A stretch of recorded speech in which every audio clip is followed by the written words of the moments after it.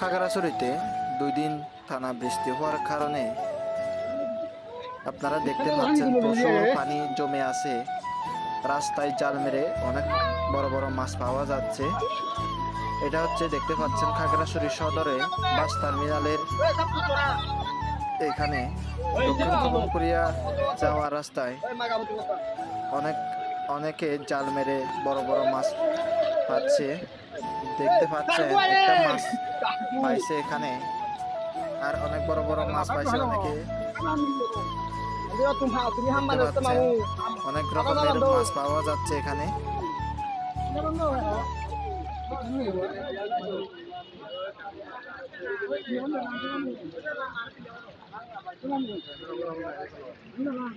এই মাছ